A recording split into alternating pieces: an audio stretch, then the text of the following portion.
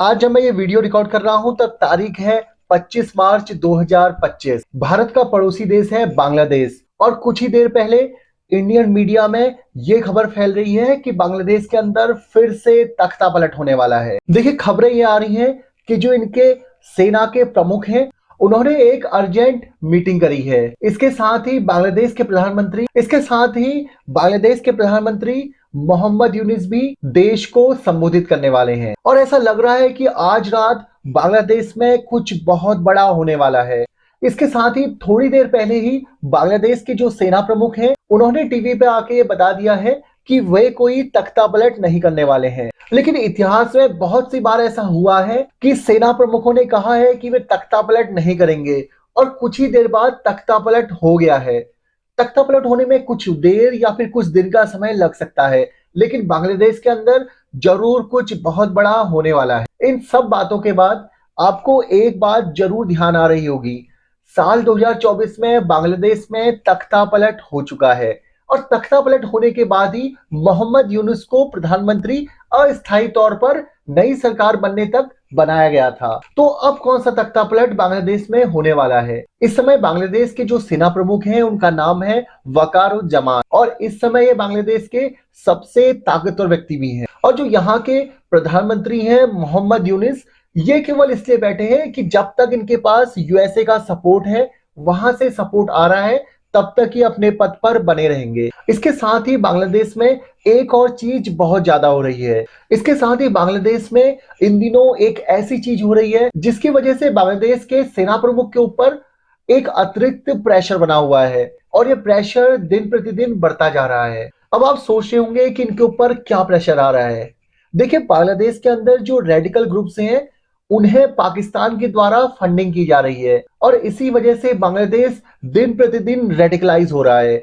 वहां पर रेडिकलाइज लोगों की संख्या बढ़ते जा रही है और इन सबको कंट्रोल करना सेना प्रमुख के लिए मुश्किल हो रहा है। और बांग्लादेश जो अभी तक बचा भी हुआ है वो केवल इनके सेना प्रमुख की वजह से बचा हुआ है, क्योंकि इनके सेना प्रमुख लगातार कोशिश कर रहे हैं कि बांग्लादेश के अंदर रेडिकलाइज लोगों को कम किया जाए। लेकिन पाकिस्तान से होने वाली फंडिंग की वजह से लगातार ये परेशानी बढ़ते जा रही है। रेडिकलाइज ग्रुप का केवल एक मकसद है, बांग्लादेश एक इस्लामिक स्टेट बन जाए और यहाँ की सरकार को ओवरथ्रो कर दिया जाए और सारी पावर रेडिकलाइज ग्रुप के बीच में आ जाए। इसके साथ ही रेडिकलाइज ग्रुप का मानना है कि बांग्लादेश को एक एंटी इंडिया कंट्री बन जाना चाहिए। देखिए, रिसेंटली हुआ क्या था, बांग्लादेश के अंदर जो सेना प्रमुख के बाद टॉप मोस्ट पोस्ट होती है, उस पोस्ट से इनके जो टॉप जनरल है उनको हटा दिया गया था।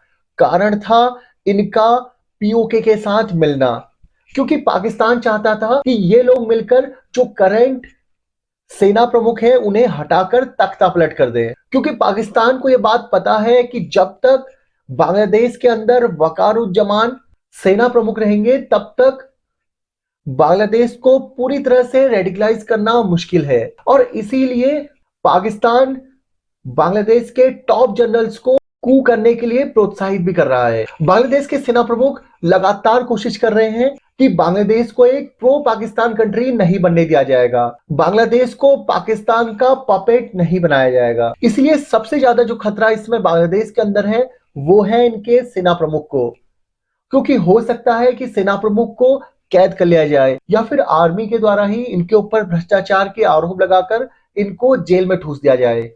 और ऐसा होने पर बांग्लादेश में एक ऐसा कू होगा जिससे पूरा बांग्लादेश रेडिकलाइज होने लगेगा। देखिए, बांग्लादेश के बहुत सारे लोग इस समय आत्मघाती बने हुए हैं, क्योंकि वो चाहते हैं चाहे बांग्लादेश की पूरी इकोनॉमी खत्म हो जाए, बांग्लादेश बैंकरप्ट हो जाए, लेकिन एक एंटी इंडिया कंट्री बनकर रहेगा। इसीलिए बीच में ये खबर भी आई थी कि पाकिस्तान के आईएसआई एजेंट्स ने बांग्लादेश के आर्मी के अंदर ही कुछ ऐसे लोगों को जोड़ लिया था जो कि अंदर ही अंदर बांग्लादेश के करंट सेना प्रमुख को हटाने का काम करने वाले थे और पूरी कोशिश कर ली गई थी कि बांग्लादेश की आर्मी के अंदर ही तख्ता पलट कर दिया जाए। और इससे फायदा क्या होता? इससे फायदा ये होने वाला था कि बांग्लादेश पूरी तरीके से प्रो पाकिस्तान कंट्री बन जाता। लेकिन वकारुज्जमान ने टाइम रहते इन सबको होने से बचा लिया था।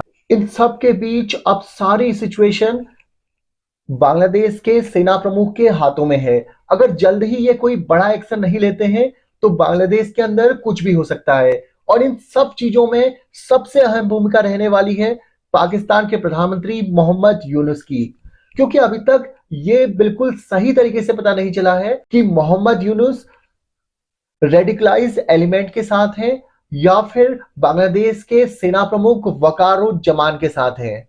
और यही सब चीजें मिलकर बांग्लादेश के अंदर एक बहुत बड़ा संकट उत्पन्न कर रही है। इसलिए कहा जा रहा है कि बांग्लादेश के अंदर कभी भी मिलिट्री कू हो सकता है। बांग्लादेश के अंदर हो सकता है कि आज रात ही एक बड़ा तख्ता पलट हो जाए। और जब तक ये वीडियो आपके पास आएगी तब तक हो सकता है कि बांग्लादेश के अंदर तख्ता पलट हो चुका हो, या फिर एक दिन, 2 दिन, 4 दिन या 1 महीने बाद तख्ता पलट होना ही है। देखना होगा आगे क्या होता है। आगे होने वाली सारी जानकारियों के लिए आप इस चैनल के साथ जुड़े रह सकते हैं। आज का वीडियो अगर पसंद आया तो अपने दोस्तों के साथ जरूर शेयर कीजिए, चैनल को सब्सक्राइब कीजिए। मिलता हूं आपसे नेक्स्ट वीडियो में, तब तक अपना ख्याल रखिए। धन्यवाद।